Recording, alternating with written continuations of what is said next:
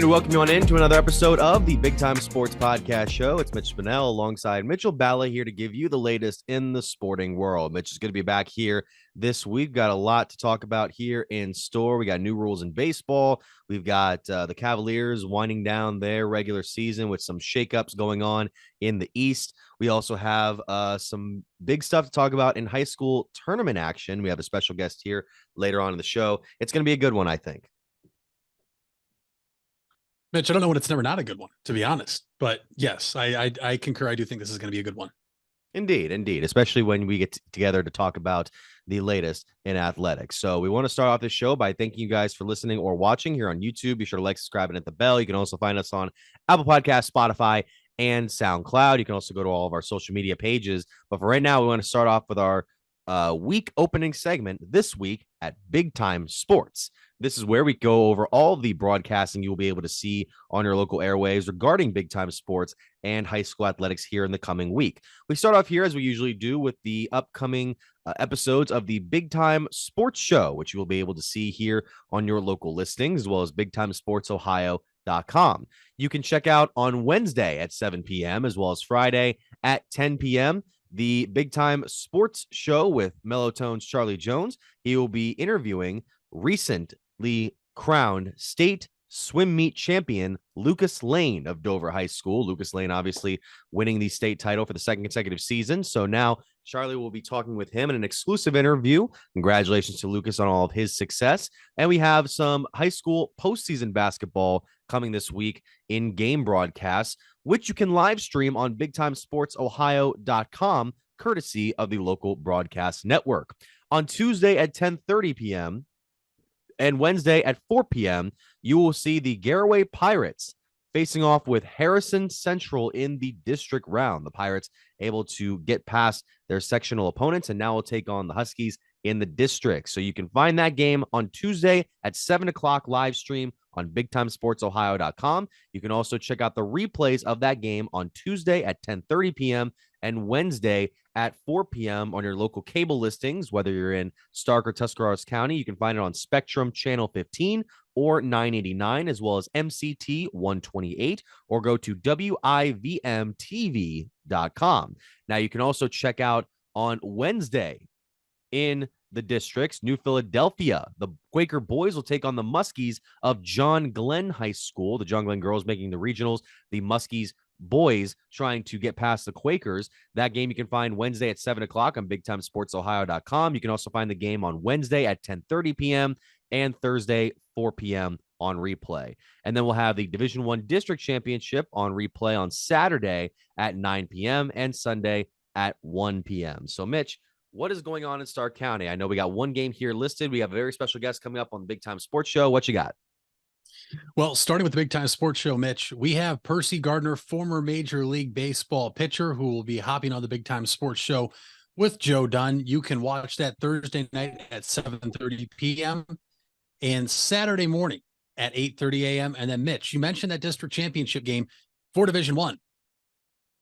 There's going to be a Stark County team represented. Which team? Well, you'll have to tune in and find out with the replay of Thursday at 10:30 at night and Friday at 3 p.m. in the afternoon. You get to watch the replay of the Jackson Polar Bears versus the Green Bulldogs, the third matchup this season. Both teams won on their home court in the regular season. Both were co-Federal League champions. And now one team gets to send the other team home packing while the other will advance to the district championship. That is why you will be able to watch the replay of the Division I Northeast District 2 District Championship on Saturday night at 9 o'clock and Sunday afternoon at 1 p.m. It's going to be a good one. You won't want to miss it. No doubt. And once again, you can find all those games on BigTimeSportsOhio.com, our live stream, as well as WIVMT.TV, WIVMTV.com. You can also go to Twitter at BTS Ohio for more information and go to our website, BigTimeSportsOhio.com. Mitch, we start off as we usually do with some high school sports talk, and we have some postseason action to get to from this past week. A lot of games were very exciting in the area. A couple of schools still alive in the race. I know we have a couple of schools such as the McKinley girls advancing to the Northeast regional, or winning the Northeast district title, going to regionals. We have a number of other teams getting into the mix. And it was a bit of a tough end to a team's season in one Jackson that ended up in their matchup against Solon. Take us through that.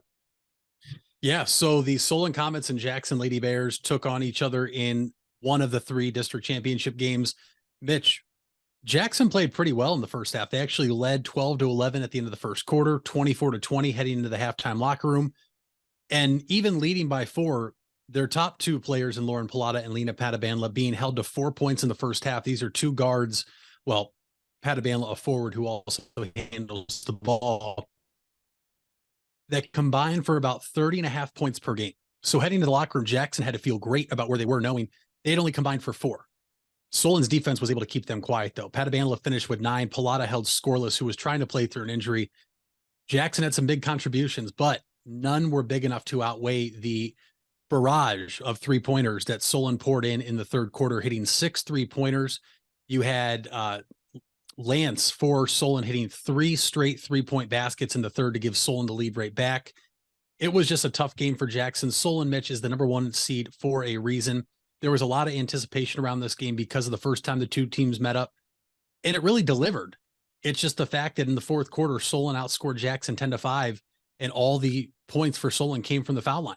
Solon made Jackson pay from the foul line when Jackson had to start fouling, and ultimately that was the difference maker. Solon moves on to the regional semifinals on Tuesday night, and they will take on the Lady Bulldogs of McKinley High School.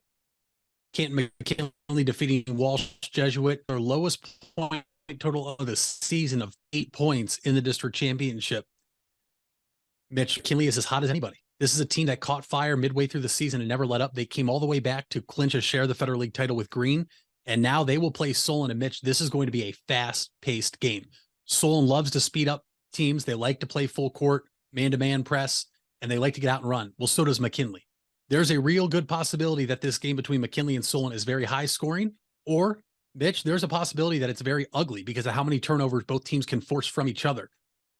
All I know is right now Solon has an advantage inside with a couple posts like Levenhagen and Oshesky, both taller posts. McKinley only really has one big, but at the same time, when you have Paris Stokes, Mitch, who is the Federal League Player of the Year for girls basketball, you cannot rule out McKinley. And so that's going to be a fun one. You had the Green Lady Bulldogs, the other co-champion of the Federal League, that was eliminated by Akron Hoban in their district championship game, 51-48 on Friday night. A strong season for Green. Green, like Jackson, a team that saw their season end much earlier than anticipated. Green was a team that made it to regionals last year and lost to Jackson. Green returned virtually everybody from that team. So both Green and Jackson had high aspirations and expectations to, get back to regionals, possibly face each other again. It would have been the regional final had they both kept winning, but both teams fall short of their goal. McKinley, the last Federal League team standing, they'll have a tough one with Solon. On the other side, it's Hoban versus Midview.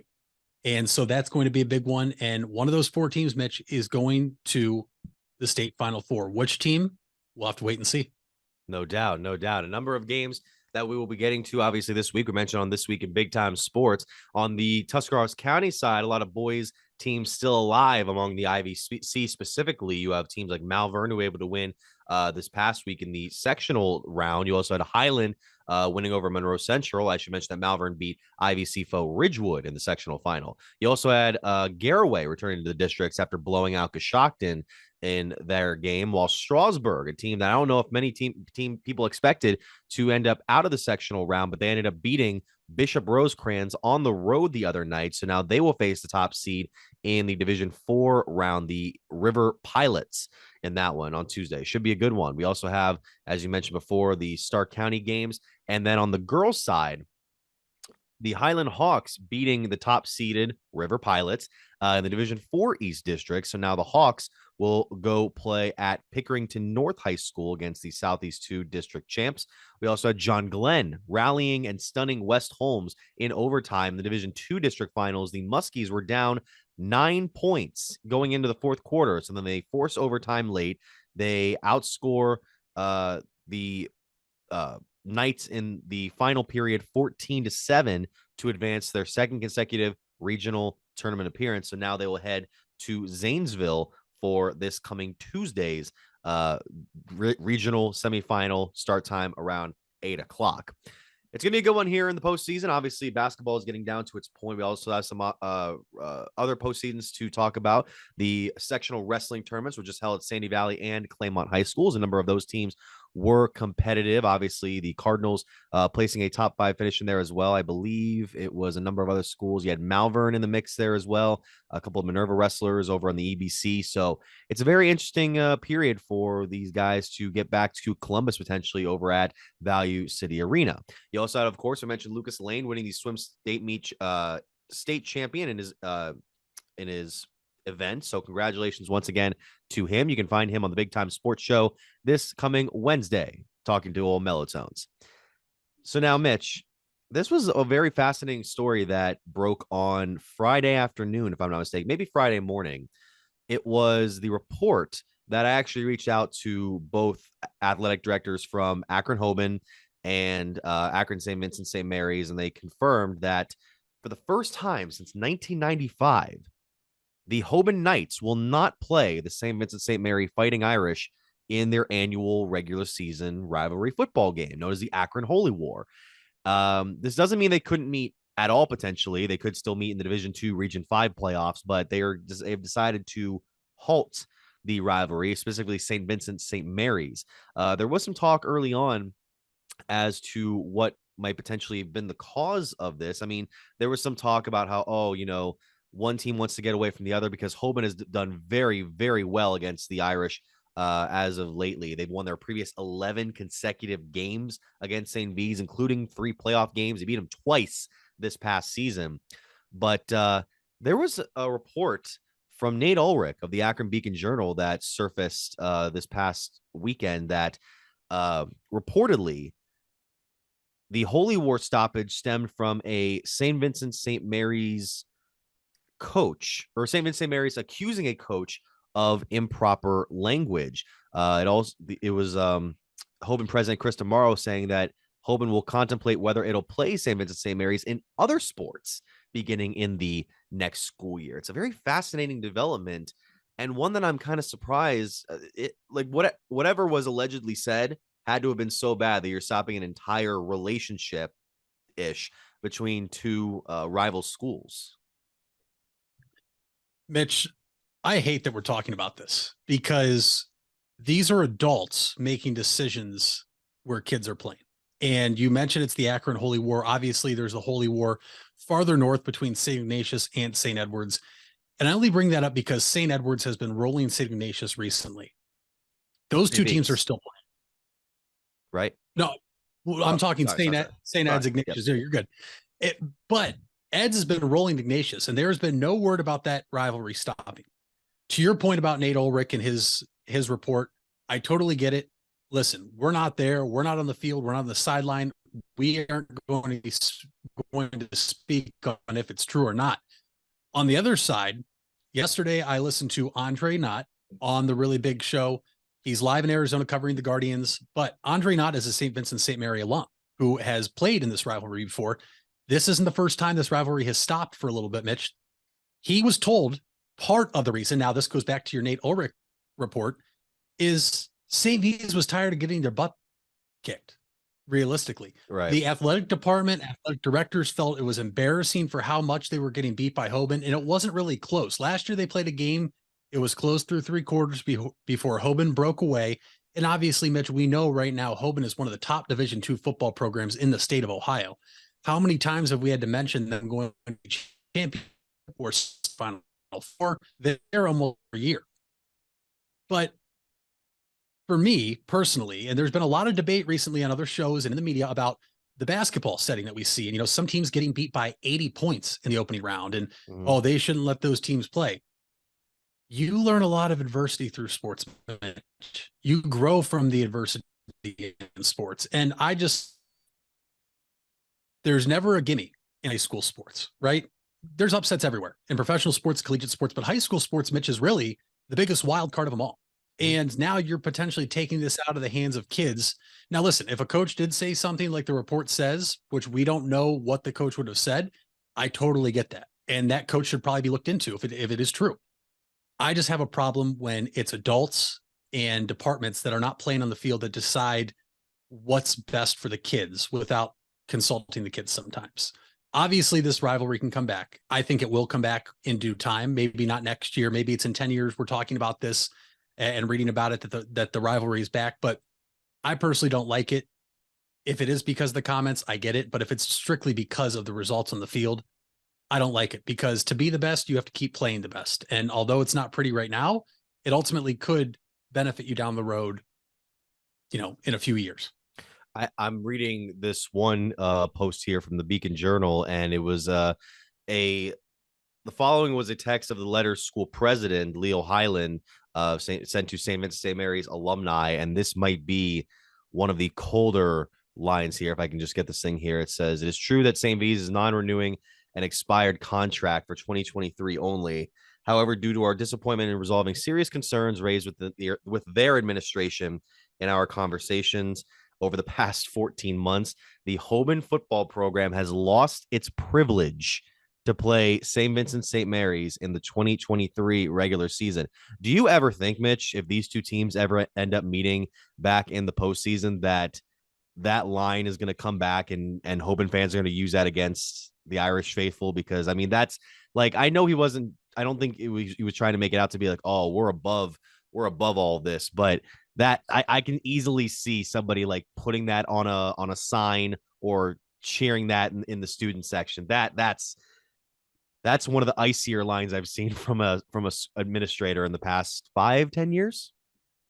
Bulletin board material. That's what that is. No matter how big or how small you think it is, Mitch, there are some people that just need the smallest thing said to get fired up. Now, if these two teams meet in the playoffs, going off recency, you would expect Hoban to win. But now, if St. V's is able to turn the program into where they want to be and get to the level of what Hoban's been at for the past 5 to 10 years, this is something that, as small as you might be out there as a listener or viewer right now, you might say that's nothing. Mitch, how many times have we seen in professional sports and college sports? You just need to say one thing and it fires a team up. It wakes a team up. It gets them ready to go. You can absolutely believe that a team that is in this rivalry that is now longer going is going to use that. And come on, the students nowadays are smart. I won't say classy from some of the things I've seen, but it's all in good fun for the most part. And so I would absolutely that would be on a sign or something, or circulating on Twitter between student sections accounts, whatever it may be. It is a bold statement to say. I don't think there was any ill intent behind it. I think that was more of a pride thing for St. V's to say, which I totally get. But Mitch, anything can be used as bulletin board material. And you mentioned, we'll wait to see if this is for all sports. Just knowing two of the coaches right now, I would have a hard time believing that baseball would be canceled out. Both Hoban and Akron St. Vincent St. Mary's have brand new coaches that were actually teammates for a while that have already been talking about how excited they are to play each other. And that once again goes back to my point on how I don't really like adults taking this out of the hands of the coaches and players. That would be all in good fun. Those are two guys that competed with each other day in and day out throughout their baseball careers that of course want to compete against each other. And we're talking about two very good baseball programs. So I would hope that this does not take away from other sports between the two schools, but we'll have to wait and see. Yeah, I just want to make sure I got the names right for that. Hoban's new baseball coach, Derek Carmichael, if I'm not mistaken. Yes. And then St. V's is Bryce Fortis, and they were both teammates. Okay, that makes sense. Just want to make sure. Okay, so that is the end of our first segment. When we come back, we'll be going more over the professional side of sports. We'll also have a special guest here down the line, so stay with us.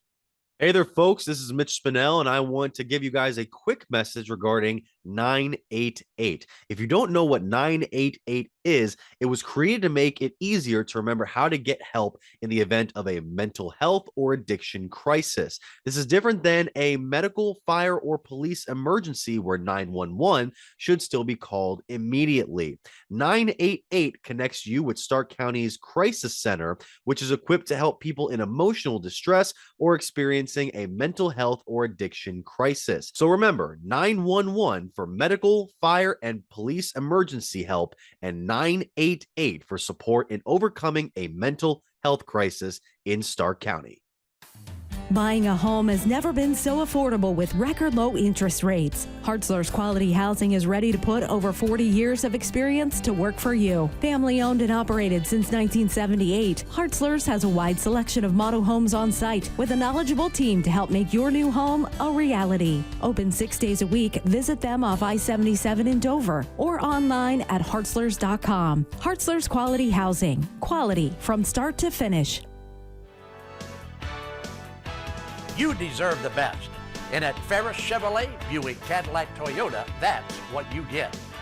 We consider you, the customer, to be part of our family. Anybody can make promises, but when you visit Ferris, you get the Ferris deal from a Ferris wheel. So if you're looking for a car, truck, or van, think Ferris.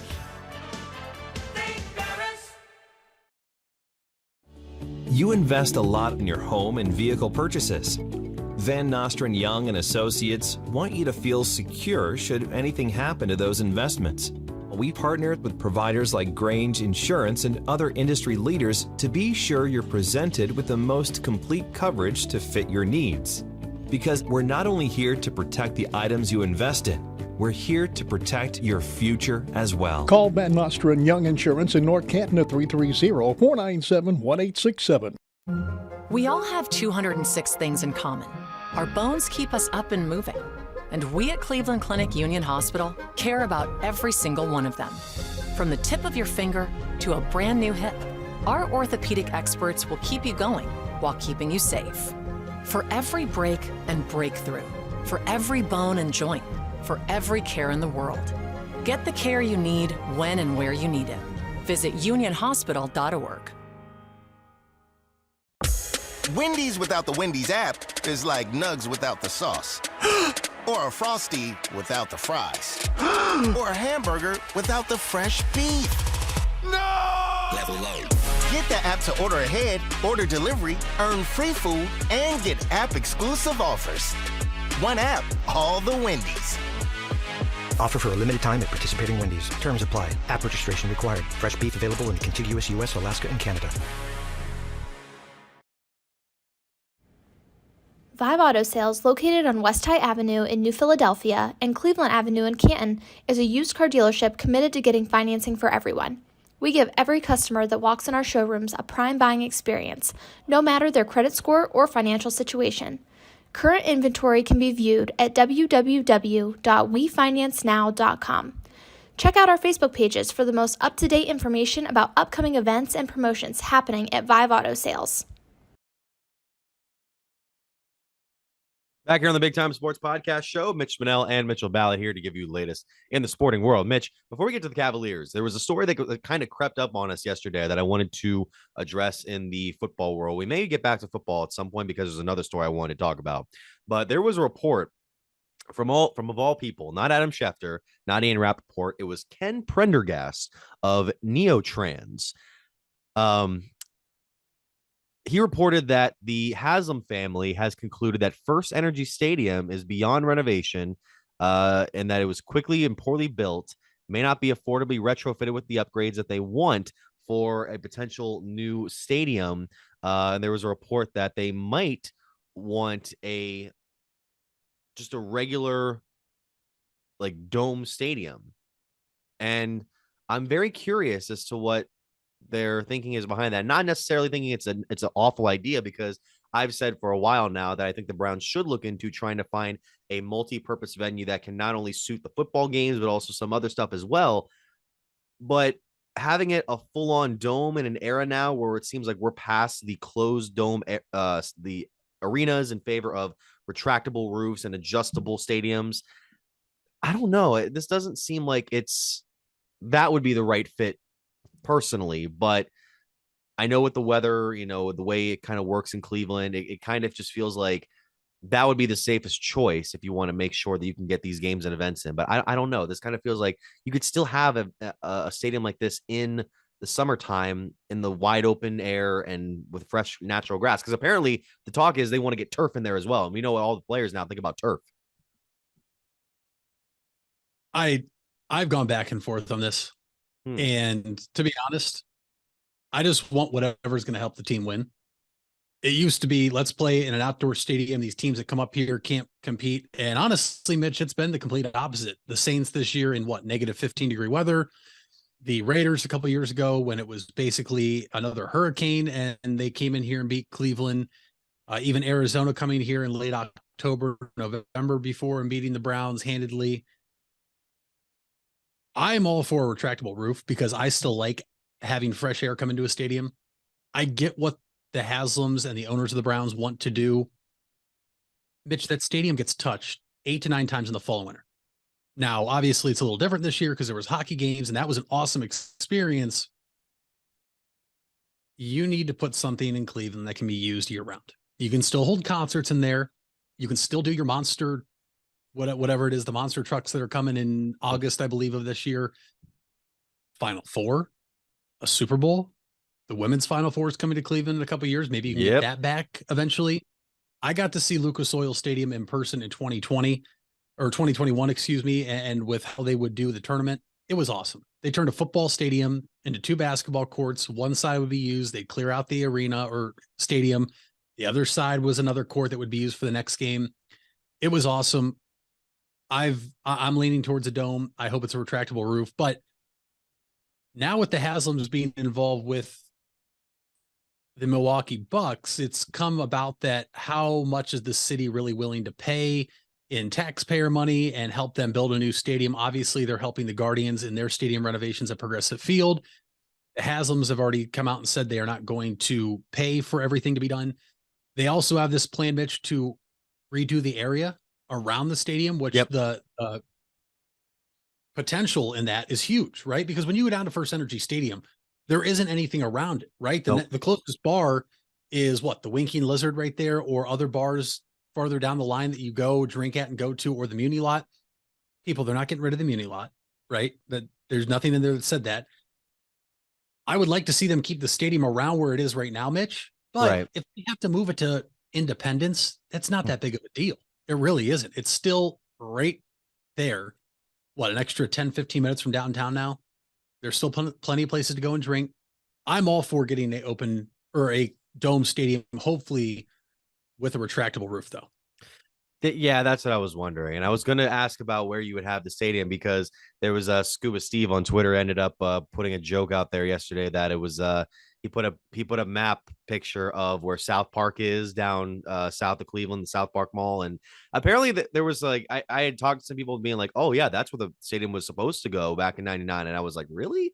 That doesn't make a lot of sense. But nevertheless, I do think it should still be on the waterfront there. It sucks that it's hard to access not only the bars that we kind of mentioned that are close to that area-ish of downtown, but also down near the water, because that's a really huge hub every weekend for people to go out and about. But I digress. We go over now to the NBA. Cavaliers still hanging in there. I'm really happy we had a victory before we were able to get back to do another episode, because we sustained a 3-game losing streak with the Cavaliers. And that loss to Atlanta was ugly. It was ugly. There was no ifs, ands, or buts about it, to the point where you're just kind of flabbergasted that this Hawks team, who didn't have a head coach at the time, now seemingly they do with Quinn Snyder, as we kind of predicted. It looked really rough, but then you go out and you get a victory like the one you did this past few games ago against Toronto. That was one where it seemed like the team really came back together. You had Donovan Mitchell looking like his self of the first part of the season. Jarrett Allen had a solid game, 23 points, 11 boards. And I think that the Cavaliers solidified their standing in the East. However, there are exterior factors playing out right now that could affect the Cavaliers standing, even if they're not directly involved. You have Boston, who lost to Milwaukee last night. Now the Bucks are just ahead of them in the Eastern Conference standings. Milwaukee's on a tear, man, 14 wins in a row. You have the New York Knicks supplanting the Brooklyn Nets as the 5th team in the East. And that would make it a much harder first round matchup for the Cavaliers, should they stick to that 4 seed, because you want to face the Knicks team who beat you at the Garden a couple of weeks ago, or do you want to face a Kevin Durant-less, Kyrie Irving-less Brooklyn Nets team? I'll take either one of those two teams. I'll just say that right now. The Really? team that I don't want to play is Miami, and they're in the 7th spot right now. They're going to have to climb up. They're 11 games back in number 1, but really they're only 2.5 back of the Knicks in the 5 spot and 2 back of the Nets of the 6 seed. Looking at the standings, the Cavs, Mitch, have 18 games to go. They have some tough games coming up. They play Boston their next game. Mm-hmm. A really good test to see if this team is still on the same level. I mean, keep in mind, we're 2-0 against Boston this year. They had that thrilling win early in the season at Boston, then the thrilling win in Cleveland over Boston. Now, can they do it again? I mean, Boston, Mitch, is still, even though they lost their last game, still one of the top teams in the NBA, obviously one of the top 2 teams in the Eastern Conference. This is a good test for them, but with 18 games left to go, 39-25 with a 2.5 game lead over the Knicks, the Cavs absolutely, positively must make sure they hold down that 4 seed. I'm not ruling out the 3 seed with Philadelphia yet, but it's going to be hard to try to get back up there with some of the games you have left to play. You play some very talented teams. You still play Miami twice. That's why right now the Cavs have to win every game possible to create enough separation between them and Miami. That way, if they slip up against Miami, you're not talking about, oh, we play Miami in the first round, but, oh, we go to Miami in the first round. Because I'm not ruling out the Heat yet from being able to come up and compete with the Cavs for that 4 seed. They're still very, very talented. They're extremely well coached with Eric Spoelstra. But I'll take the Knicks or Nets. I have so much confidence because I truly believe Donovan Mitchell would come through in New York. We know he grew up there. We know how special Madison Square Garden is. Yes, that is a hostile crowd come playoff time, but I believe in Donovan Mitchell in a game like that or a series like that. And the Nets really don't scare me. Truthfully, I do not believe the Nets are going to stay in that 6th spot, Mitch. I believe that Miami will flip-flop at the very least, but I'm still keeping my eye on Miami. And I know how bad it was before the All-Star break. I'm still somewhat confident the Cavs could go the distance with the Philadelphia 76ers. Because right now, Mitch, I think it's Milwaukee and Boston in the East and everybody else. Because what have we seen in the past couple of years with Philadelphia? When they get in the playoffs, they become a different team. James Harden disappears. Joel Embiid cannot carry the load all by himself. As great as he is, he just can't as a center. This Cavs team has a lot of work to do with 18 games to go, Mitch. And that Hawks loss, as ugly as it was, may have been the wake-up call they needed, because this was the exact same spot last year, albeit it was due to injuries, that this Cavs team came out of the All-Star break and they fell flat and they started losing games, and it dropped them from that 4 seed all the way to the play-in tournament. The Cavs, I don't think, can go to the play-in tournament unless there are injuries, which, knock on wood, hopefully there are no injuries. But I feel good with where they're at. And the schedule now, Mitch, is going to get chaotic now as we move to the month of March. Just pulling it up here in front of me. The Celtics twice in the next 3 games. They have the Pistons in between there. The Heat twice. The Hornets twice. The Nets twice. I mean, you have some bad basketball teams in there. The Wizards are in there. The Rockets are in there. Take care of your business. That's all I'm worried about. I'm not worried about looking where the standings are. Just keep winning. That's all that matters right now. No, I agree. I agree on that sentiment. And speaking of Philadelphia, talk about just rotten luck over the last 2 games, losing to Boston on Tatum's 3-pointer. And then Embiid was half a second away from the greatest forcing of overtime we've seen in years. And then, of course, ultimately, like I legitimately jumped out of my chair when I was watching that. No good. It was too late. And then, of course, Miami beat them yesterday because Joel Embiid made the right move. He made the right move because Bam Adebayo was defending him well inside, and he was about to get double teamed. So he kicks it out to Harden, who had a good look, as Butler got too aggressive trying to defend him, but Harden just hit it off the back iron. So what are you going to do? And then, you know, one team that I'm curious in, because I mentioned they got their new coach in Quinn Snyder, is Atlanta, because, again, this is a team that's had its issues this year, but they've climbed out of sub 500 play. They are 31-30 now after beating the Cavs, and then Brooklyn. You got Washington coming up. You got Portland coming up. Portland. Isn't it amazing that we had a 71-point game yesterday and nobody's talking about it as much? And I know that's, for us, it's a little different because we had the other 71-point game earlier this year. But when Donovan Mitchell did it, it felt like, wow, this guy is put on a performance. When Damian Lillard did it, it was just kind of like, yeah, we already had one of these this year. And I theorize that if Chauncey Billups had left him in, because he took him out with 40 seconds left in the game, if he'd have left him in, get that one more point, to surpass Spider, he would have gotten more attention than he actually did. I agree. I wholeheartedly agree with that. I think Billups should have left him in because Mitch, the fact that we have 2 71-point games this year by 2 different players is insane. You don't see that hardly ever. And if you do, it's usually once every 5, 6, 7 years. To get 2 in what? Less than 3 months apart? Yeah. It also, I think you talk about, you mentioned, not a whole lot of coverage. They're out on the West Coast, the Northwest Pacific. He had that while half the country was asleep. I mean, it's tough. When Donovan Mitchell did it, you had the entire Midwest and West Coast still up when he did that.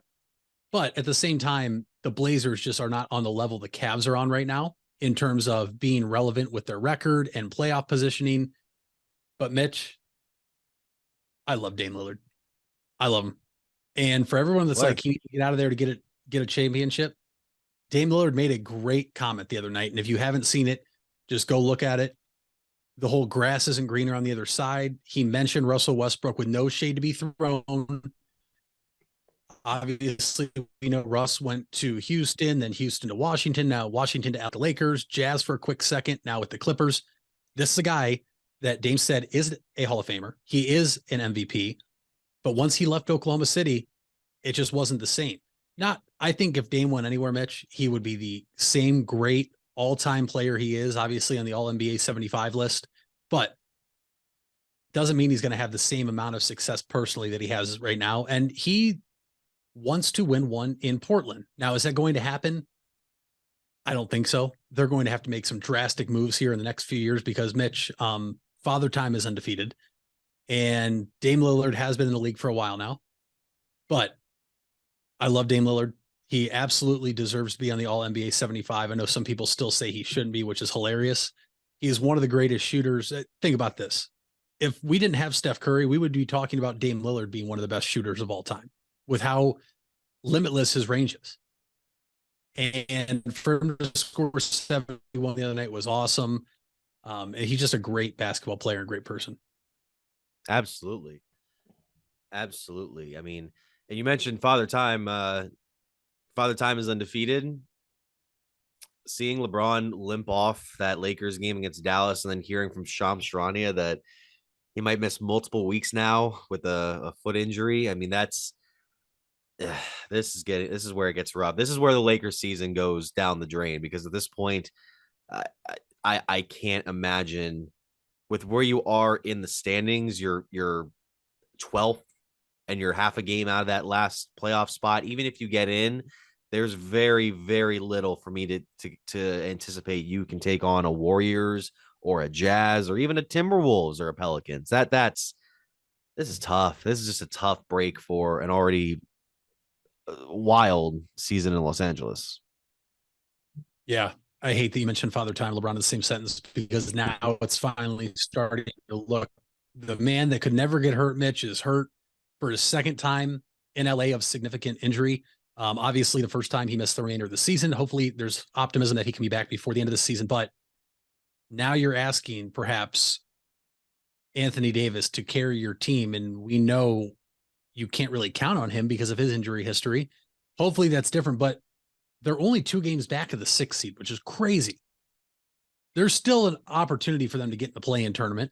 And if they do, without LeBron, that says a lot, I think, about the moves they made at the deadline and getting Russell and Vanderbilt and then having AD if AD can stay healthy and lead the Lakers to the playoffs. But it sucked to see LeBron go down like that. And yes, as many people want to say, oh, he flops or he really exaggerates how hurt he is. I mean, it was pretty apparent he was hurt for him to say, I heard a pop or I felt a pop. And see him leaving the arena after that comeback win against Dallas. Stuck a lot. I still hope they can get in somehow. I still hope LeBron gets back healthy and works some magic and they can make a run in the playoffs, but it does not look good for the 29 and 32 Lakers. It does not. It does not. So then we'll go over now to our next segment here on the Big Time Sports Podcast Show. The Furby Electric Supply Company has bright ideas for your home. Save money by converting to energy-efficient electrical products or add ambiance with beautiful lighting features. It begins with a professional consultation and a visit to the Furby Lighting Showroom. Then certified Furby contractors complete your project right and on time. Since 1934, 4 generations have built a reputation of quality and trust, and they offer emergency services too. Just visit Furby.com. That's F-U-R-B-A-Y. The Furby Electric Supply Company. You asked for it and we listened. Buckeye Career Center is now offering Certified Nail Technician as an adult education program. This 216-hour course begins in November and will run Tuesday through Thursday evenings from 5 to 9 p.m. Learn manicures, pedicures, infection control, salon operations, and more. Other part-time certification courses starting this fall include phlebotomy and welding. Call 330-339-2288 to register or visit BuckeyeCareerCenter.org for more information. If you're looking for a new or pre-owned car or truck, why not see the Parkway Auto Group? Parkway is a special group of automotive experts with 8 brands to satisfy your needs. Come see the difference at the Parkway Auto Group on Commercial Parkway in Dover. 8 brands and 1 family. It's Parkway Auto Group.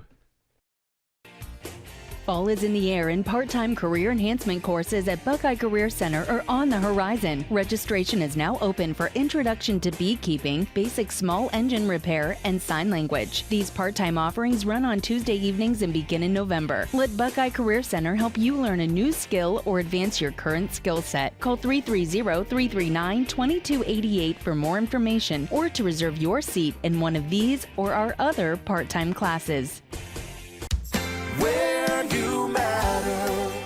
You matter. Everyone plays a part. We all have a role. Each of us can make a difference. You do matter, and the best way to have a positive impact is to pay it forward. With each of us helping one another to cope, feel better, and know that we belong. Pass on the positivity today. Tell someone else they matter too. Alt Care. Alt Care, Alt Care. Where you matter.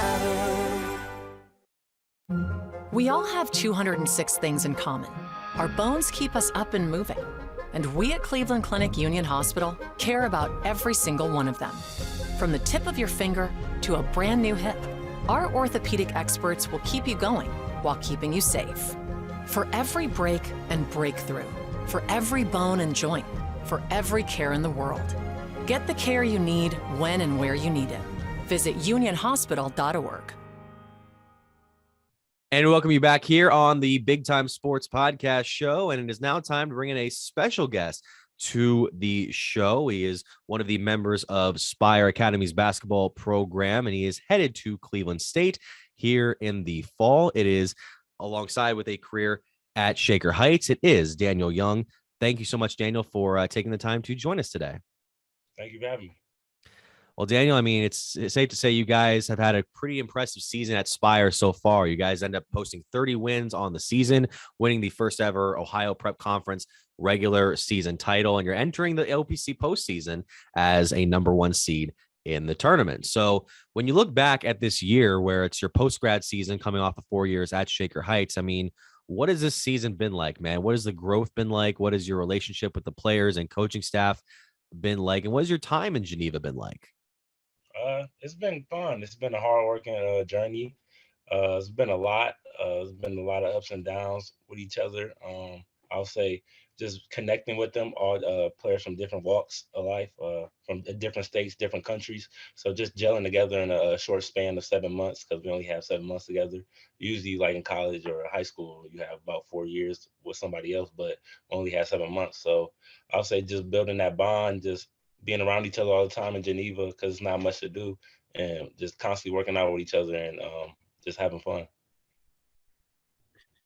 Daniel, you mentioned building the bond with your teammates. How different is it for you to go to another school and get used to a new coach that is not your dad? We know your dad is the head coach at Shaker Heights. Was that a big difference for you at all? Was it tough to get coached by somebody else other than your dad after your high school career? I wouldn't say it was hard. It was difficult, but I would say it was kind of new because, as you said, my dad was my coach. So it was a different type of coaching. So when I first got here, it was kind of rough at first. my coach got on me because I wasn't really playing defense at first, and he was just on me like in the preseason a lot. And I was like, what am I doing wrong? I didn't think I was doing anything wrong, but he was just telling me that I just have to play better defense. And when he got on me, I just kept playing better defense, and everything fell into the right place at that time after he got on me over and over. So I'll say, yeah, it took a little bit time to get used to it. Well, Daniel, we kind of went over. We actually listened to the one Hoops Head podcast a couple weeks ago, which you made an appearance on with your father, and you kind of went over your guys' progress into going from Shaker Heights to Spire. But kind of take us and our viewers through. I mean, what was the process into following your career with Shaker, deciding to spend a post-grad year at Spire to prepare yourself for college basketball, which will end up being at Cleveland State? So me and my dad, we came to the decision to do an extra year post grad, just to get bigger, faster, and stronger. So I won't make the mistakes that freshmen usually make, so I could play immediately next year or this upcoming season. So we just spend a lot of time just in the gym in the off season, just getting prepared, just being mentally prepared, being coached by a new coach. Because my dad told me I'm not gonna be a coach anymore, so you got to get used to it. So just getting used to that, and I feel like he prepared me by getting on me a lot all the time, even though he was my dad. So it wasn't really that difficult making that change. Now I have two questions. First, does your dad still try to coach you at all? Yes, he does. Yes, he always does. Like after the games, he always gets on me like, "Oh, you missed that shot right there. You missed that pass. Oh, you missed that assignment on defense." Like he's always on me, no matter what. Yeah, it probably won't ever leave him. You mentioned, go to Spire to get bigger, faster, stronger, and develop so you can start right away. Obviously, in the first question I asked, you said you've gotten better at defense. What else have you improved on in your game now to a spot where you think you'll be able to start and make an impact at Cleveland State once you enroll in Cleveland State next season? Being more efficient with my shots, making what I take. I probably say that's the biggest difference because we have a lot of good guys on our team, a lot of D1 commits as well. So when you get the ball, just being very efficient and making what you really take. Because in college, you're not gonna shoot every shot. So when that ball comes your way, just being more efficient and just knowing when to attack. Because like in high school, you could just go whenever you want, but picking your spots and knowing the right reads. So I'll say I got way better than that. Well, I got a pair of questions for you as well, Daniel. I mean, we mentioned the Cleveland State where you'll be playing in the fall. You chose that over reportedly a number of other schools, including Toledo, Ohio, and Miami. I think Belmont might have been in that mix as well. You mentioned during the Hoops Head pod kind of a desire to stay close to home. Was that the main driving factor in your decision for the Vikings program, or were there some other ones in there as well? It was some other ones. Coach Gates, the one that recruited me there, he's at Missouri currently. He just made me feel like I was at home, even though it's close to home. But it's him and the whole staff. It just felt like family when I went on that visit, and I just felt like they gave me a chance and they seen the vision in me, and I just felt like it was the best fit. And then when Coach Gates, as you mentioned, took the job at Missouri, you have Daniel Thompson now as the head coach of the Vikings program. I mean, was there a sort of moment where you considered, oh, maybe I might want to reevaluate my choice? Because, a lot of times when you see recruits sign with one coach and then they have to adjust to another, it doesn't always pan out that they go to those programs. Was there ever a point in your mind where you thought, oh, I might want to make a change, or was it always just Cleveland State 100%? Almost deaf. When Coach Gates told me the news, I felt a little bit uneasy, so I was kind of thinking like, oh, what do I do next? But then about a month or two later, Coach Robinson came to my house and did a house visit, and he talked to me and he wanted me to stay, and he convinced me, and he just felt very genuine. So he made me stay, and I can't wait to play for him. Now, have you been keeping a tab on Cleveland State this year? Obviously, they're having a very, very solid year over there in the Horizon League, third in the conference, or tied for second in the conference right now, one game back of first. But has that success already had you a little bit excited to get there next fall and hopefully continue to build off that success? Yes, I'm already excited. A lot of people always come up to me. They have been come up to me and saying they've been doing good, and a lot of people think I can make an immediate impact as soon as I come. So I'm excited to be there next year and hopefully win the Horizon League. Kind of on that same vein, Daniel, is there any particular Vikings players that you're excited to be joining up with? I know that around the time you signed with Cleveland State, I think there was Ramar Pryor as well from Akron St. Vincent St. Mary that signed there at the same point. He's already gotten a season in college. Are there any particular players that you're really excited to be joining in the Vikings program? I'll probably say Raymar because that was my AU teammate from 5th grade to 9th grade. So it's gonna be fun playing with my old AU buddy. Now, Daniel, Shaker Heights actually just came down to our area and played my alma mater, Jackson, just last Friday, a game, and they won. Are you involved with Shaker Heights more so than just being a fan and watching for your dad? Like, does your dad bring you in at all and you help out with practice or help guys go through things? Or does he kind of keep you away from that maybe because you still know players in the program? He still has me come down. Probably the first game of the season, I was on the bench helping coaching the players, just telling them what to do, some stuff, giving them key points. Sometimes I come down and practice with them, or just give them advice, like what to do, like what reads to make, like so they won't make the mistakes I made back in high school. So they just know what to do and be advanced next year. Like I've been helping out the younger guys a little bit, just helping them. Well, Daniel, one of the big successes, I'm sure, from your high school career at Shaker was winning the Lake Erie League championship in your last year. The Shaker Heights program did move from the LEL to the Greater Cleveland Conference this past spring. Was there any comments your dad ever made about the move, or was it kind of just, business as usual?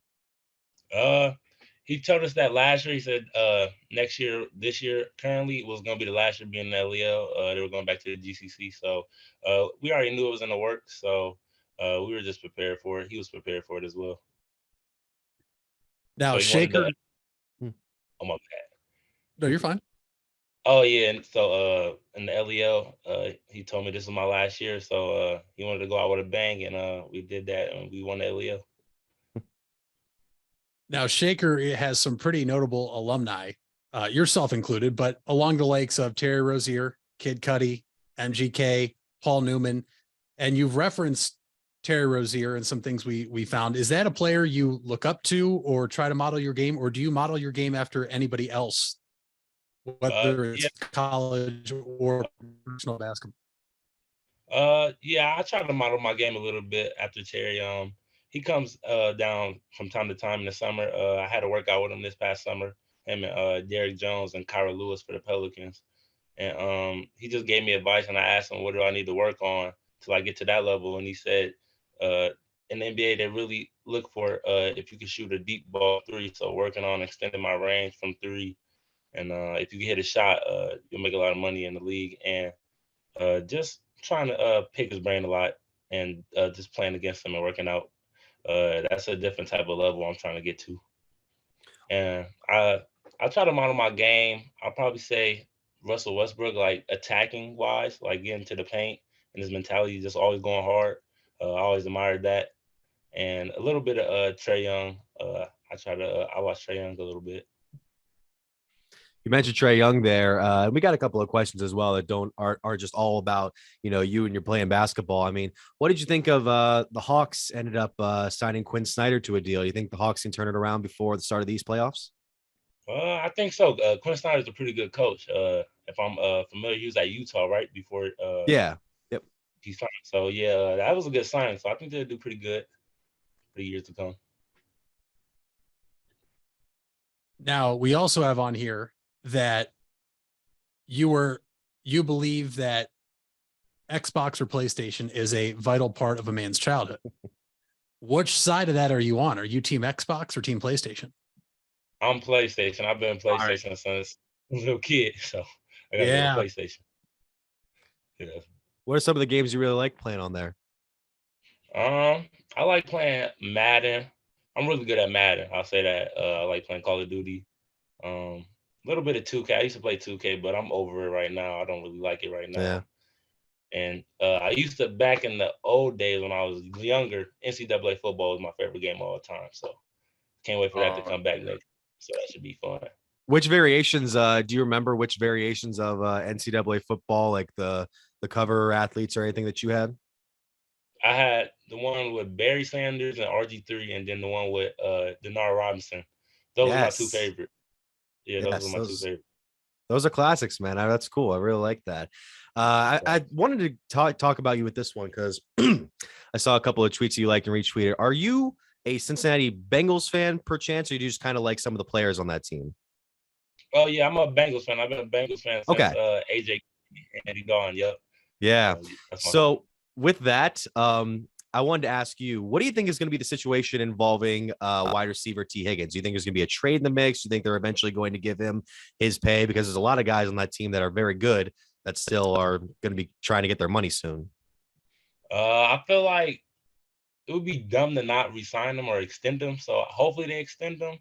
But I know we can't pay everybody. I know we're probably not going to re-sign Jesse Bates. So I'm guessing hopefully they re-sign him. I don't know why they're talking about trading him because that's a big asset to open up Jamar Chase. Or if Jamar Chase, they're focused on him, we have T. Higgins. So to be honest, I'll probably let go of Tyler Boyd because he's a little bit on the older side in NFL years.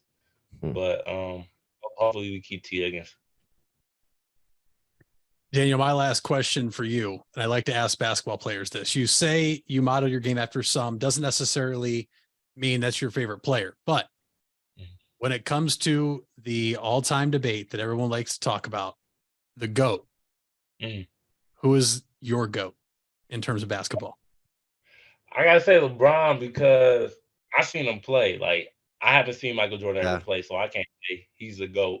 So for my era, I'll say LeBron's the GOAT.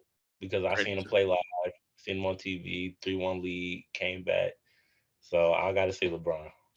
You mentioned the coming back from a 3-1 lead. Are there any particular moments from growing up where you saw LeBron play, whether it was in person or on TV, where you thought, wow, this is like this guy?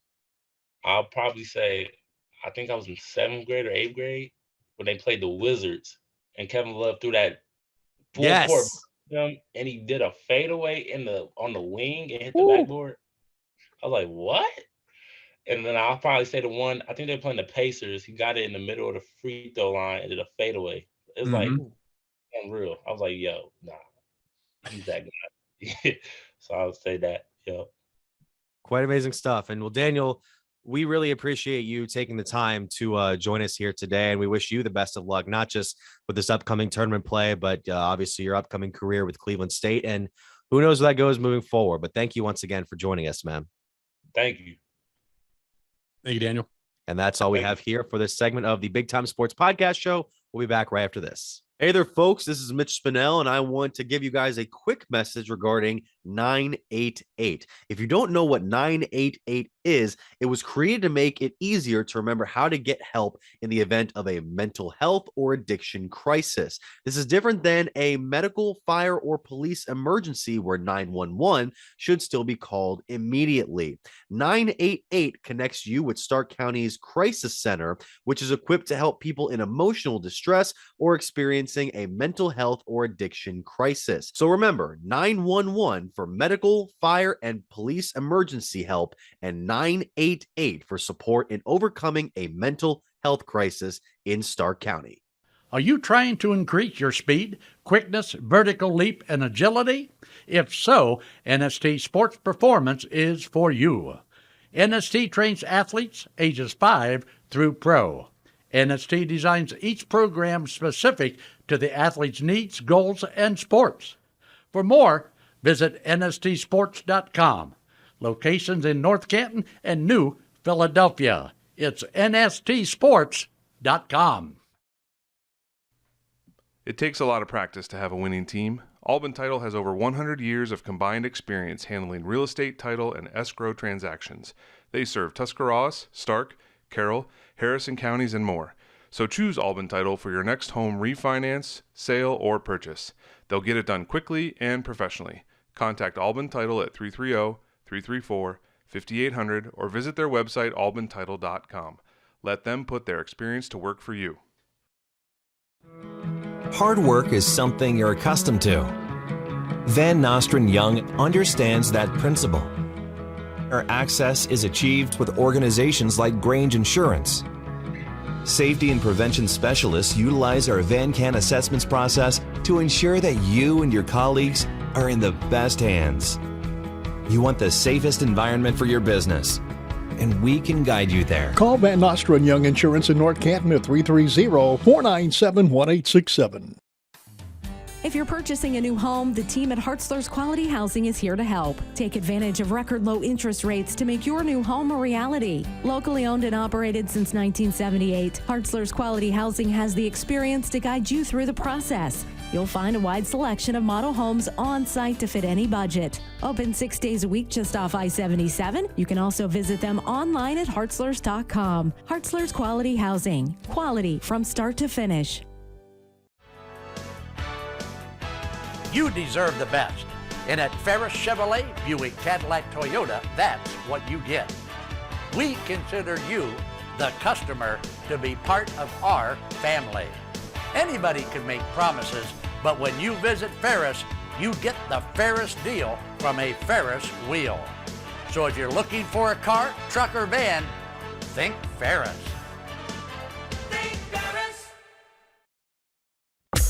Wendy's without the Wendy's app is like nugs without the sauce. Or a Frosty without the fries. Or a hamburger without the fresh beef. No! Level up. Get the app to order ahead, order delivery, earn free food, and get app-exclusive offers. One app, all the Wendy's. Offer for a limited time at participating Wendy's. Terms apply. App registration required. Fresh beef available in the contiguous U.S., Alaska, and Canada. We're back here on the Big Time Sports Podcast Show. Mitch Spinell, Mitchell Balla. Mitch, if I had told you that the hottest hitter in Guardian spring training would be one Roman Quinn, would you have believed me before the start of spring training? Absolutely. You would have guessed that. Why would you have guessed that? Because you know what you're talking about. Exactly. Roman Quinn. Roman Quinn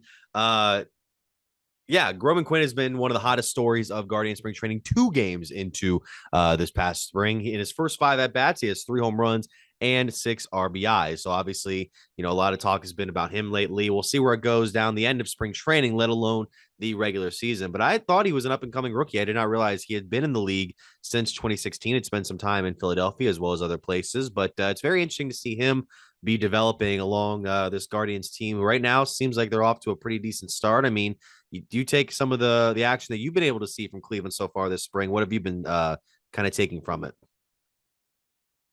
I don't read too much into spring training for the veterans that you know are going to be on the team, right? Sure. The other day, Zach Plesac gave up 5 runs, but he was also working on a new curveball. That's what this is for guys like this. At the same time, for someone like Quinn or George Valera, may I add, or these other top rookies for the Guardians, this is their time to shine. Now, what's funny is there are pitchers in our organization, Mitch, one that is on the shelf right now in Daniel Espino, and other top arms we have that I heard yesterday during the spring training rundown from Andre Knott, that the Guardians front office will not put out there in front of Tito because they know he is going to want to keep them on the roster, and it's ultimately going to take up someone's spot, much like they did with Shane Bieber a while ago. They did not let him come to camp with a major league invite when he was still up and coming through the organization, because obviously money does play a factor. We know that's something with baseball, and, you know, the union and everything's been fighting. But we are a factory of pitching. Look at the pitchers that the Guardians organization has churned out over the past number of years. They want to keep those guys down there until they're absolutely needed. Let them get work instead of exposing them to big league bats right away in April and May. I think I'm more so looking at the young guys that you have coming up, like a George Valera, John Skees Noel, 2 guys right off the top of my head that are going to play a big role for the Guardians, possibly this season or possibly in the next 2-3 years. I want to see how they handle this, how they go about their business. And so far, some of these guys have really shown out. You look at somebody like Quinn, you mentioned the hottest hitter in camp right now. Is there a possibility he makes the opening day roster? Who knows? We know that they're not afraid to put rookies out there or guys that need to prove themselves out there. We saw last year, but I'm not reading into a whole lot if Jose has a rough camp, or if Josh Bell has a rough camp, or some of these other guys, Rosario, Jimenez. I more so look at the pitchers, how they're feeling, and do they stay healthy? That's the number one thing. Can they stay healthy? That's the biggest thing. And even if they don't, you still have a number of prospects that it is seeming like the Guardians just stockpile these guys. And for good reason. They can find the right people to bring up when needed.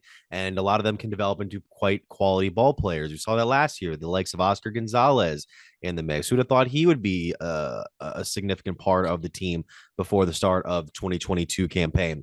I mean, I'm looking at some of the stuff right here, and you're looking at what potential names the Guardians could keep on stockpiling or that we could keep an eye on for the upcoming year. You look at some of the pitchers in there. I'm very curious to see which starter could break out through this minor league system. Now, the biggest name that I've been really focusing on is Hunter Gaddis. Now, Hunter Gaddis had some struggles with his delivery last season. A lot of teams were able to just tee off on him, but he's got his velocity around the mid 90s, so there's at least that. He also has a good changeup that can work alongside potentially into the Guardians bullpen. I know we mentioned starters, but that's a guy who I think could be in the mix should one of our guys go down with injuries. You also mentioned the names like Doug Nikhazy, who is a 23-year-old left-hander, Ross Carver, 23-year-old right-hander, Ethan Hankins, 22-year-old right-hander, Jack Leftwich, 24-year-old righty, Will Dion, 22-year-old lefty. I'm very interested in seeing which Guardians pitcher specifically will be infiltrating the roster, because I do think there might be some mix-ups this year. I did wonder in going into last season if we'd see the likes of Zach Plesac be dealt, how long Aaron Savali would be with the team, but you can't say anything definite right now because we're only 2 games into spring. We still have to wait a few more weeks for the start of the regular season, and I don't know. I'm curious to see where Cleveland decides to go just with its opening day roster alone. And you have to remember, Mitch, we've seen it in years past. The opening day roster, for the most part, does not mean anything. Yeah. How many guys have we seen on this opening day roster in Cleveland that were gone within a couple months? We had Hanley Ramirez. We had Carlos Gonzalez on our opening day roster one year. You're going to have, Mitch, I truly believe, I think the starting lineup is pretty much set in stone already, as long as everybody stays healthy. You're going to see a team ran back last year of almost everybody.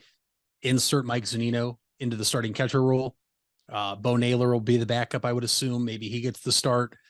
Josh Bell will be at first base now on opening day. But I think our opening day roster will pretty much stay the same throughout the regular season as long as everybody stays healthy. I also think that with how much depth we have, both outfield, middle infield wise, and then pitching wise, that if a guy gets hurt, we don't need to really worry. Or if a guy struggles to perform for the first couple of months, they're going to get yanked.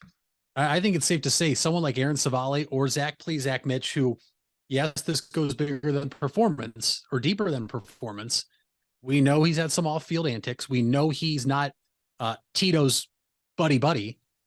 But if Plesac doesn't get his stuff figured out, I think him and Savali are the two that are on the hot seat for potential replacement and then to be traded. And that might not seem fair right now as I say this in the last day of February, but it's a business. It's what happens. And I ultimately have faith that if that's the way the Guardians go, how can you blame them after their track record of everything recently? And well, I'm excited to see Logan Allen, not the one that we've seen in the majors the past couple of years, younger Logan Allen. It's also another pitcher. Gavin Williams, I believe. And Mitch, I also find it interesting that a lot of these guys in the minors, we have a couple solid left-handed pitchers. We're up here right now at the major league level. Our starting rotation is all right-handed pitchers. Yep. And for the most part, it's always been, I still remember we got Scott Kazmir years ago. Yes. We needed a lefty pitcher. He came in, it was more of a minor league contract. Let's see how he looks. He looked fine, came up here, pitched well, went and signed somewhere else the next season. This could be where the Guardians are going to incorporate left-handed pitchers now. We have some studs down there in the minors. Or, Mitch, this is also where they could package those guys and go trade for somebody else if some of the rookies from last year don't live up and improve off their rookie season. I think Stephen Kwan is going to be fine no matter what because he's a contact hitter.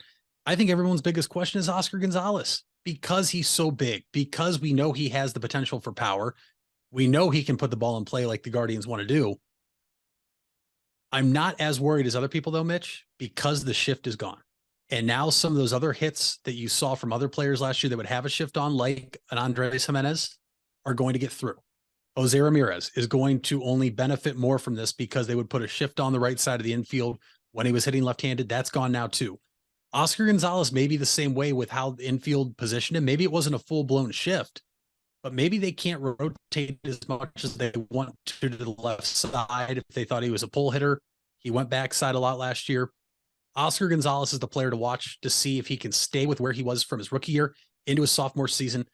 I would be stunned if we have this conversation after a month or two in the season and our biggest worry is Stephen Kwan, because when you're a contact hitter like Kwan, that necessarily doesn't go away. And he may have already had his slump. Keep in mind, last year, his opening month, he was the best hitter in baseball when it came to swing and miss rate because he didn't swing and miss. Then he had a drop off because pitchers made the adjustment, but good hitters are able to rebound, which is what Kwan did. And I'm so excited for Stephen Kwan this season because, yes, I know Julio Rodriguez got Rookie of the Year, but Kwan, I believe, still deserves some more recognition in being in that category with Rutschman and the J-Rod show out in Seattle. Stephen Kwan is the guy that makes this thing go. Leadoff hitter, contact hitter, speed, and he should be stealing a lot of bases this year with some of these rule changes. I'm not gonna lie, the whole time you were going on your monologue there, I kept thinking, oh my God, we had Carlos Gonzalez at one point. Oh, 2019. It was that like that man was so good in Colorado, man.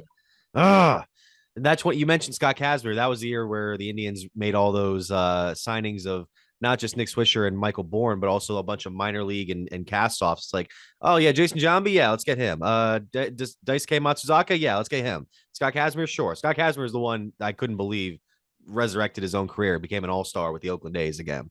Because the last memory I had of him was throwing the ball wayward in Game 6 of the ALCS 2009 against the Yankees, against the Angels.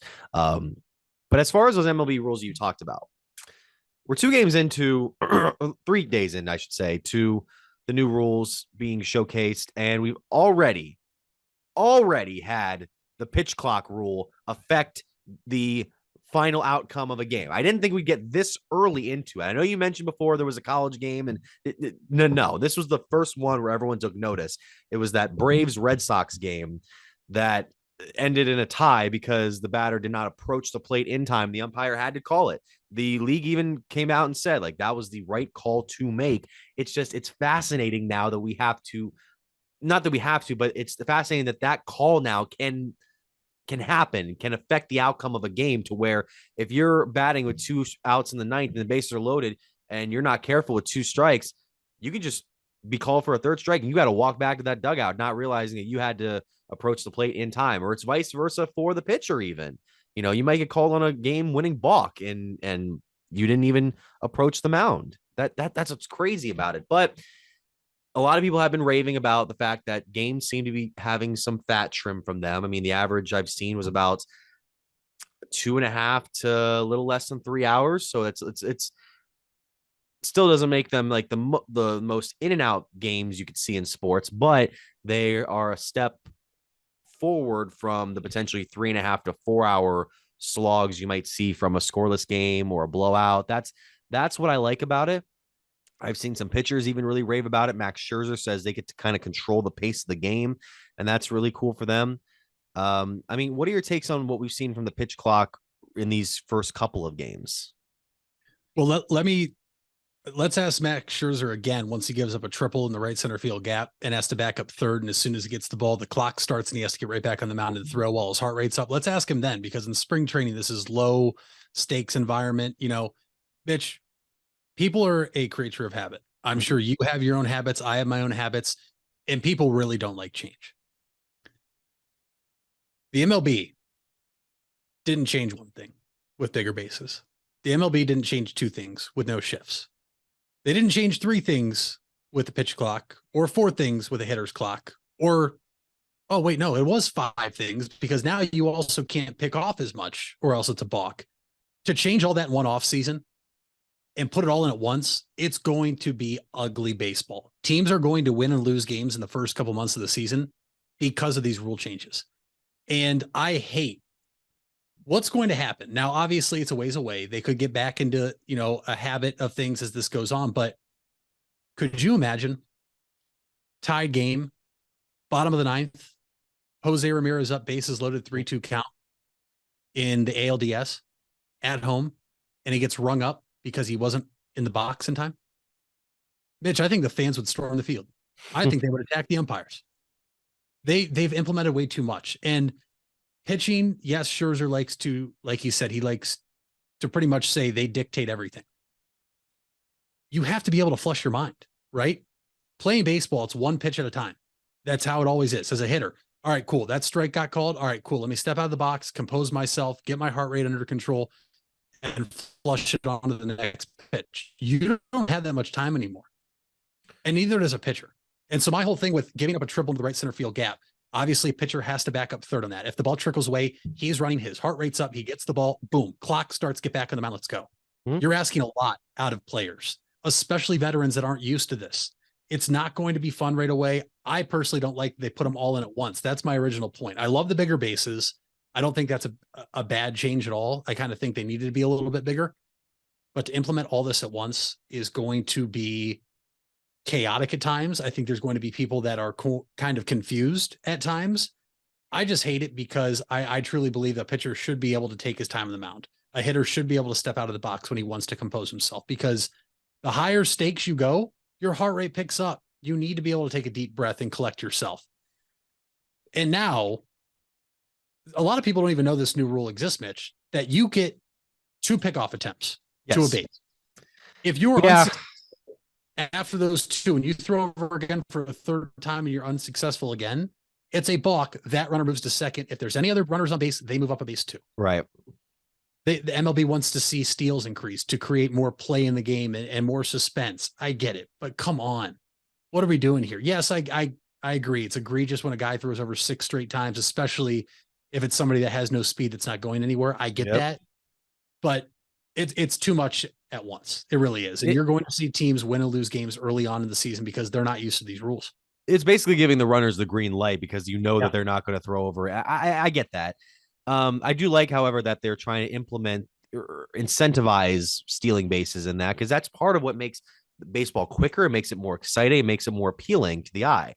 As far as you mentioned, because I still think that the pitch clock is a little too fast. If we get it to about 20 seconds with no one on base, 25 seconds with a man on base, give the pitcher some time to get back to the mound, compose themselves.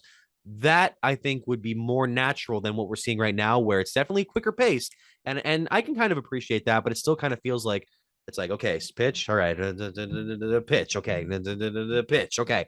Whereas if you had 20 seconds to be like, pitch. Okay. We're all set here. We're all set here. All set here. Pitch. And they mentioned in an ESPN article about Scherzer's love for the new rule. He was facing Michael Chavis from Washington. He ended up singling to right during an at-bat, but it was immaterial to Scherzer because he felt he had imposed his will on the situation, because Chavis stepped out of the box when he felt Scherzer was taking too long. And that was fine with Scherzer because he held the ball for more than 10 seconds before delivering the next pitch, as Chavis had to remain in the batter's box no matter what. And he said it's a cat and mouse game. There's rules, and he'll operate within whatever the rules are. And I can see somebody like Scherzer, who's pitches a little more intense, a little more quicker paced, can appreciate that. When you have guys who really want to take their time and build themselves up, they're not going to like this. Even batters, I'm a little surprised by. Some have not been as in tune with the new rule. I know that Aaron Judge said he kind of likes it, but at the same time, this might be a rule I think that will benefit the pitchers more than it will the hitters, because the pitchers have the ball. I would agree with that 100%. And it's all, as a hitter, you don't get to swing at a pitch until that pitch is thrown. So the baseball has always been in the hand of the pitchers, right? I would say it's more times than not in the hand of the pitchers, depending on who the hitter is. They might have the upper hand. Mitch, the other thing that people aren't talking about here, the umpires have a say in this too. Why I hate this rule. Because every umpire, for the most part, has a different type of strike zone. Some have a bigger strike zone, some have smaller strike zones. As a hitter or as a pitcher, you are not going to get every call every time when it comes to balls and strikes. To me, as a hitter, that is when you would step out of the box. All right, that wasn't a strike. I'm not going to chase that. Or maybe it's 2 strikes in the same spot. All right, now I have to chase that. You have to reset, change your mentality, change your approach. And now you're not really getting all that time to do that. And to me, that's why I kind of hate it. If that's why they got rid of the shift at the same time too, so be it. I don't think that's why. I think the MLB just wants to see more hits all over the field rather than just home run or strikeout that we were accustomed to seeing over the past couple of years. But there's going to be times that players cannot step out or step off and collect themselves after a bad call, because if they do, they're either getting penalized with a ball called on the batter, or as the batter, a strike called on you. And I don't know how it's going to go. Right now, as we record this, while it's still spring training, I hate it. I might end up loving it. I know I never loved the runner at second base in extra innings. I still am not a huge fan of that, especially considering they're not going to that format once the playoffs start. Yep. Like it's stupid. I know it's stupid. Same with the overtime rules in the NFL. You can end in a tie. If you score a touchdown right away in the regular season, game over. But in the playoffs, you score a touchdown, the other team gets a chance. Like, no, make it all the way around one way or another. I don't understand that. I will say there was a highlight surfacing on social media. It was the Dodgers and the Cubs on really the first instance of why these rules and the clock have been put on. And in the bottom, it was how many home runs can Jose Altuve, or how many inside the park home runs can Jose Altuve hit before the next pitch is thrown. I believe he made it around 6.5 or 7 times, which that's a long time. But not every single baseball game has something like that where a guy. Yeah. That was a playoff game too, right? Was. Yep, I thought so. Yeah. That's my whole thing. That's high stakes environment. That's win or go home time. That's we're either going on to go to the whatever round it was, either the World Series or the Championship Series, or our season's over. You should be allowed to take your time. And I swear I'm going to be so upset if they get to the playoffs and say, hey, this was a success, but because it's higher stakes, we're going to get rid of them because it's playoff baseball. Then why would you have them in place? I'm not saying they've said that, but I'm not going to be shocked one bit if this commissioner puts that type of rule in place. It's not going to surprise me one bit, because Rob Manfred just continues to make up rules as this thing goes on, or choose to where he wants to put them in or take them out. And they still have not addressed their biggest issue, which is the blackouts and everything. I hate it. And the only other thing I'll say is I listened to Christian Yelich, former MVP, currently on the Brewers. He had a couple injuries last year. I think when he's healthy, he's still one of the best players. He brought up the shift, right?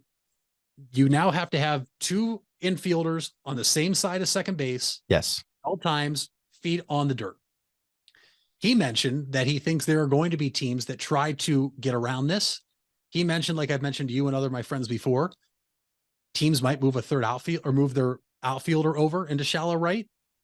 He said he thinks there's a possibility teams are going to try to do a motion play where they send the shortstop in motion to get to the right side of the infield while the pitcher is in motion.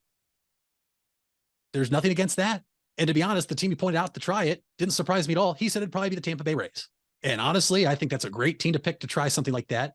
But there's nothing in baseball that says you can't put a player in motion to do something like that. We're going to see some people try some different type of things. I'm going to see around more left fielder to right, shallow right field now, because there's no rules in that. And there's definitely loopholes. And Mitch, if you're not on the mound in time, it's a ball. Are pitchers going to take balls on purpose to collect themselves? I think so. I really do. I think there's a very great possibility pitchers will not get on the mound right away if they're not ready and take a called ball, or pitchers might take their time for 4 straight pitches to get a walk to allow somebody in the bullpen to warm up, because now the time for a bullpen pitcher to get ready is shorter, because now pitching coaches and managers only have so much time to get out to the mound to make a change or a meeting. There's loopholes MLB to not think about that you're going to see in effect as soon as the season starts. And I can't wait to see that, because I think the MLB is going to freak out a little bit. There are some things I'm going to have to think about more of once we go to our next episode. And I thank you for the insight on that. And I thank you, the listener or the watcher, for viewing this, for watching this week's episode of the Big Time Sports Podcast Show. Obviously, you can hit us up at Mitch Spinell, at Mitchell Balla, at Big Time Sports, pretty much everywhere except for Twitter. That's at BTS Ohio. BigTimeSportsOhio.com. Mitch, what is our fact of the day? Your fact of the day is the teddy bear is named after President Theodore Roosevelt after he refused to shoot a captured black bear on a hunt. A stuffed animal maker decided to create a bear and name it after the president because of that act. Yeah, you know what? Hold on to the U.S. presidents, okay? And I remember reading up the section on Theodore Roosevelt, and they have like random stuff about the presidents. Like, for example, Teddy Roosevelt usually ate about 12 eggs a day for breakfast. There was the whole thing about that. There was one part where it mentions the fact that he was on the hunting trip and he took mercy on a bear cub. The press lapped it up like honey, and they named him Teddy, and thus the teddy bear was born. And the kicker of that is Theodore Roosevelt hated being called Teddy. So that is our American history lesson of the week. And thank you for watching this latest episode of the Big Time Sports Podcast Show.